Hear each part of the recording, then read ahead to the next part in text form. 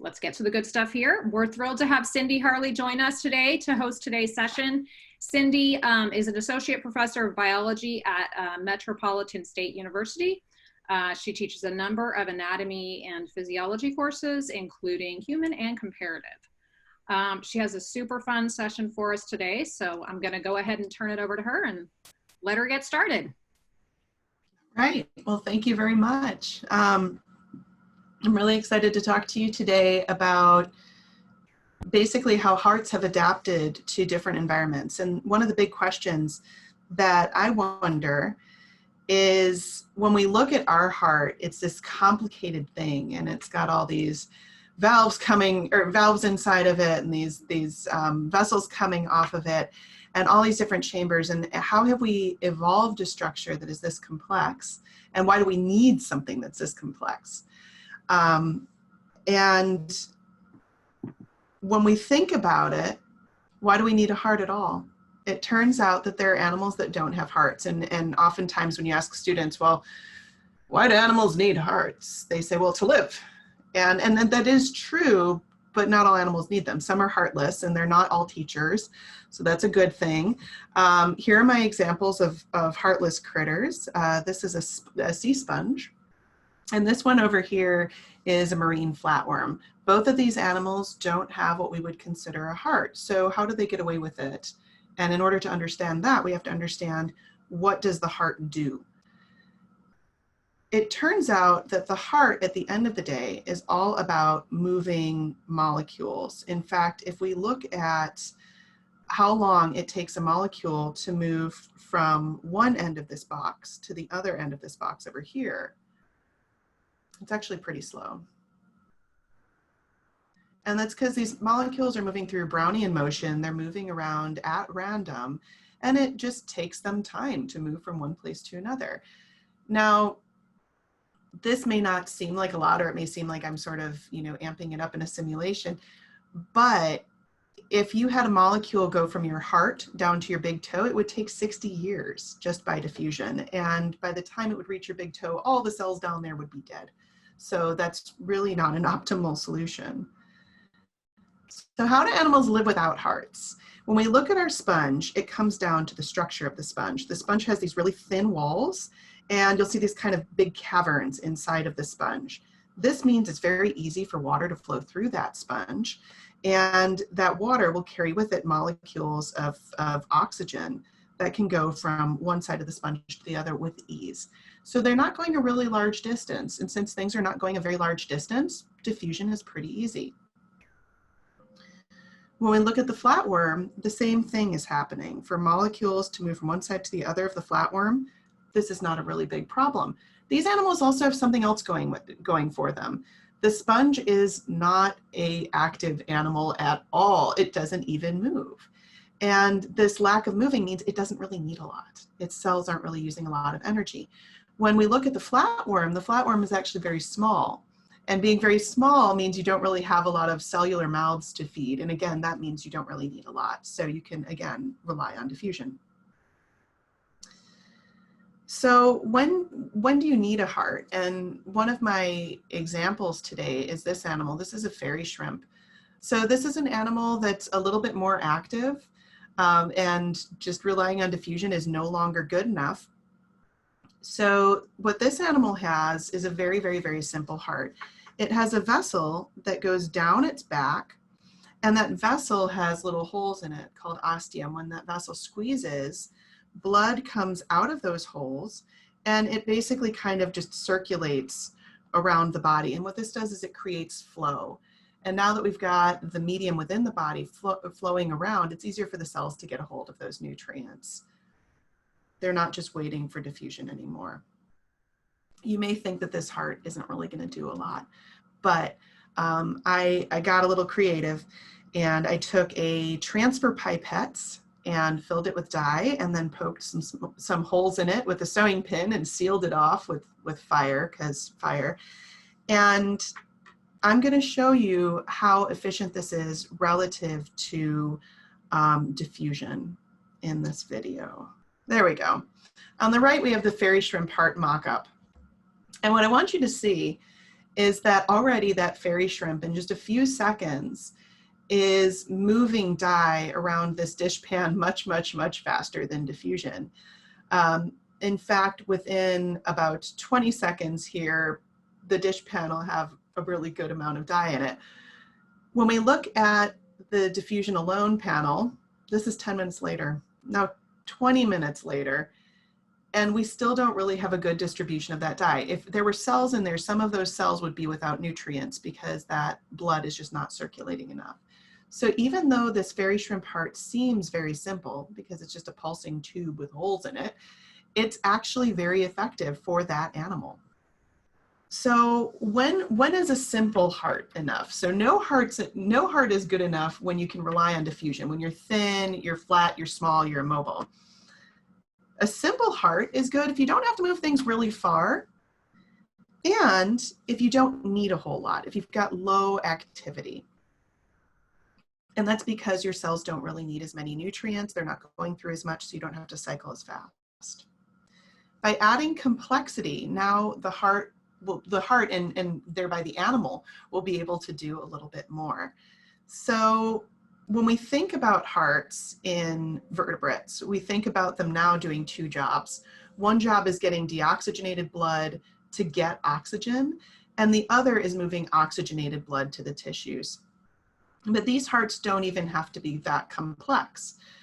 When we look at a squid hearts are very simple, but squids do something really cool with this problem. They have 3 hearts. 2 of those hearts are going to send blood over the lungs, or over the gills, over the gills to get oxygen, and then up to that systemic heart. And that systemic heart is going to pump that oxygenated blood out to the system.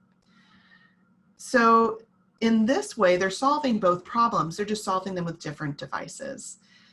This is a good enough solution for this squid. It works just fine. If you were thinking of something like us, then we might want to think of some kind of maintenance plan, because the more complex those hearts get, the more problematic the solution would become. And the more complex the animal gets, the more this solution may not work for them.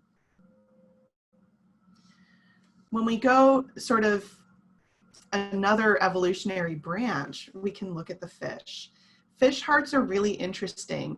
They're not all that different from the fairy shrimp tube in some ways, because they're basically just a tube that blood's going to flow through. But the trick in the fish heart is the way that the blood flows.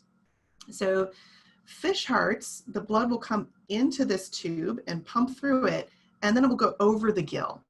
When it's going over the gill, it's going to get oxygenated. And then that oxygenated blood is going to go back towards the fish's tail. Here, the muscles of the fish's tail are going to push against the blood vessels. And in pushing against the blood vessels, they're going to squeeze that blood up towards that heart again. So this is what we call a single circuit system, where basically the deoxygenated blood is going over the gill and then to the tail, which is pumping it back to the heart. So, and while it's in the gill, it's picking up oxygen. Now, this is a great solution for this fish. They live in pretty cool water. A lot of them can have periods of inactivity, but there's a problem with this. And that's that you need some activity of that tail in order to keep that blood pumping. So it's sort of the Dory problem of just keeping swimming. By continually moving those tail muscles, now they're going to get blood coming back to their heart. But if they're in periods, and if they're in high activity, you need a lot of blood back at the heart. That's not a problem. If you're in low activity now, this might be a little bit of an issue. So when we look at our heart and how our heart solves this issue of separating the oxygenated and deoxygenated blood, or moving deoxygenated blood to the lungs to get oxygen and oxygenated blood to the system, we see this incredibly complex thing. We have multiple chambers. These chambers are separating that deoxygenated and oxygenated blood. And we have valves. And what those valves are doing is they're keeping the blood from going the wrong way at the wrong time. And this is really important. And this may seem like some sort of evolutionary pinnacle of adaptation, but I'm going to give you a scenario where this heart has kind of gone one step further and been a little bit more tricked out to solve a problem. What if you're an animal with a heart like this and you spend a lot of your time not breathing? And you might think that sounds weird, but let's think a second. Let's think about going to the zoo. If you think about going to the zoo and going to the crocodile exhibit, a lot of times those critters are underwater. And while they're underwater, they can't breathe. So are you still going to be sending blood to the lungs to get oxygen if those lungs aren't getting fresh oxygen? And I'm going to say no. So how do we overcome that? How do we adapt? And crocs have this fantastically cool solution. Under normal conditions, their heart looks somewhat like ours, with one big difference that I'll point out in a second. So blood's going to come in through their right atrium into the right ventricle, and it's going to go out the pulmonary artery towards the lungs. Now, on the left side, that oxygenated blood is going to come back through the atrium into the ventricle, and it's going to go out the aorta. But you might notice something funky about this aorta. It's got this additional appendage right here. It turns out that what can happen in this dual aorta is that blood can actually come over from the left side. And so under normal cases, blood's coming over from the left side. Both aortas are getting that oxygenated blood. So that's cool. But then what happens when this animal is dealing with a situation where it doesn't have a lot of oxygen? Well, underwater, what ends up happening is they've got what are called cog teeth, and those cog teeth are in the pulmonary artery. They cut off any blood from going through this pulmonary artery. So now, just as before, we're going to have blood coming from the system and going through our aorta. But the cool thing is that on the right side, now that blood that is deoxygenated that would normally head to the lungs is going to actually go out to the system as well. Now, this might seem like a really odd solution, but deoxygenated blood isn't fully deoxygenated. It still has some oxygen content. So basically what they're doing is they're sending oxygen light blood back to their system so that their system can get something. And something is better than nothing in terms of oxygen. Now, while this may seem like some wacky thing that only crocodiles do, it turns out that your heart was once home to one of these adaptations. Human hearts have something called a ductus arteriosus. This is a vessel that goes between the pulmonary artery and the aorta. And this vessel is present in human fetuses. So when you were in utero, you were not using your lungs because you were under fluid for a long time. And instead, what you would do is a similar shunting behavior as these crocodiles, where you would move that blood away from lungs that aren't going to use it through that ductus arteriosus. So my take-home messages today, really the big one is that evolution, and this is from my colleague Eve Martyr, evolution is about a good enough solution. I like to think about it as nature's C student. It just wants to do good enough and get through. It's not about coming up with the pinnacle of adaptation. And with that in mind, if you can wait for diffusion, you don't really need a heart. You might be small enough to get away with it. But if you need to get more nutrients a little bit faster, then you're going to need something. But it doesn't necessarily have to be complex. Sometimes simple is good enough, especially if you don't really need a lot in terms of nutrients. So maybe you're not really a highly active animal. Once we get into vertebrate hearts, now we're looking at two jobs. We're looking at one job, which is getting blood to the respiratory surface, be it a gill or a lung. And the other is getting that oxygenated blood out to the body, to the tissues that need that oxygen.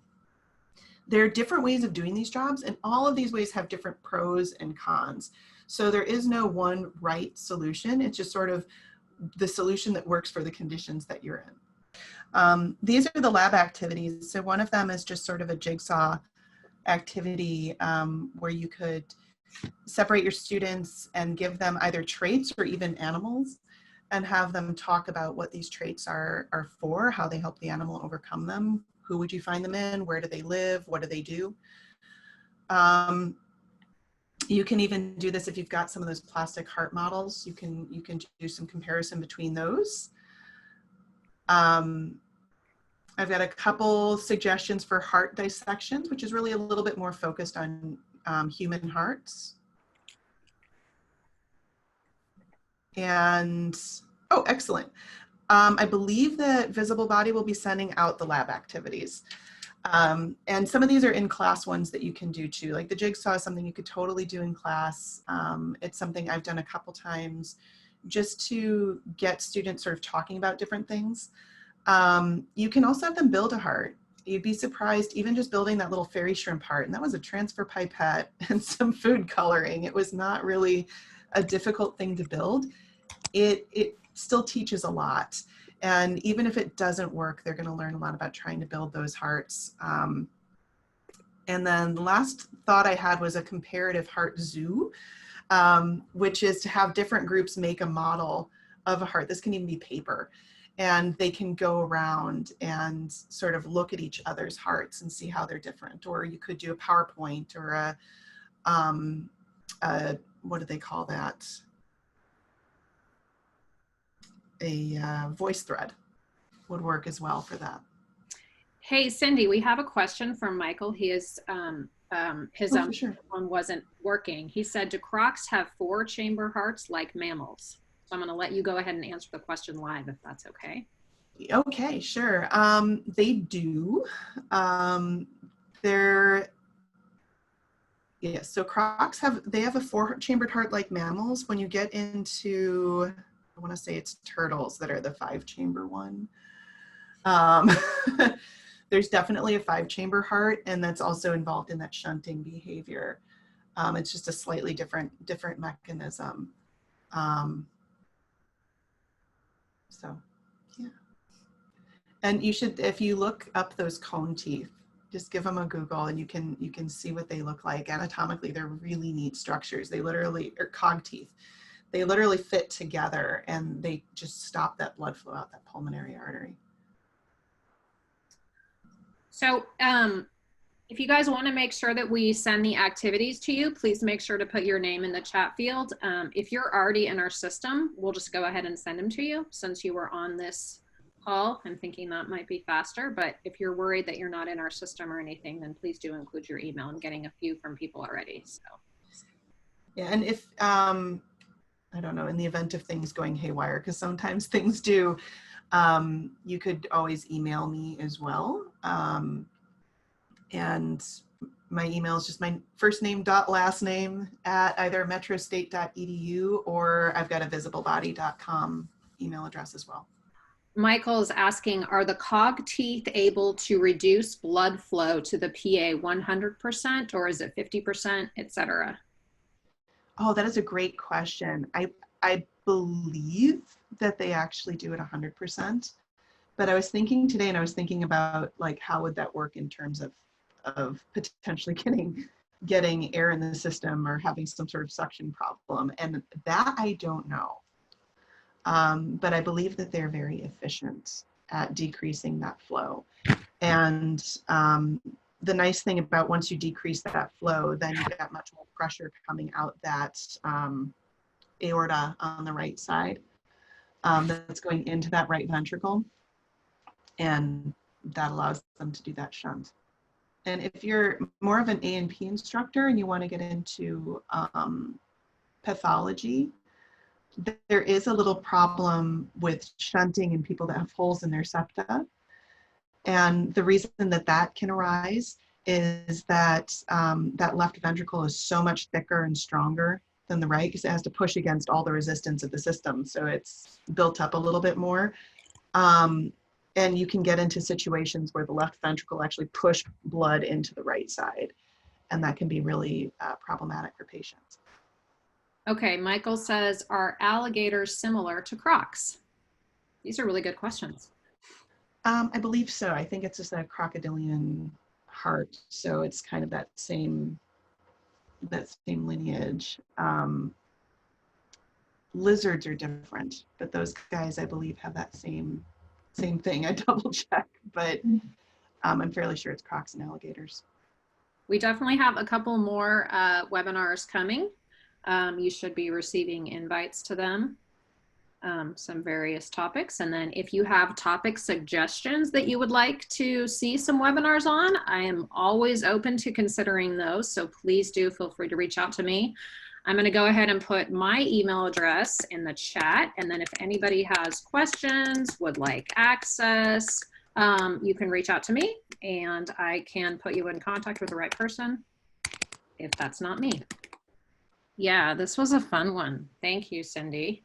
And comparative physiology is, so I do A and P, and then I do comparative, and they kind of inform each other, you know, they play hand in hand, and it's always fun to do comparative. Okay then. Well, thank you all so much for joining us. If you have questions that you think of later or you want to get in touch with Cindy, my email is in the chat, and we'll also be reaching out to send you the activities. So just let us know then. But I guess this will conclude our webinar. Thank you all so much for joining us. And again, we look forward to receiving any questions you have, and we'll shoot you out those activities as well. All right. Bye, everyone. Thank you so much.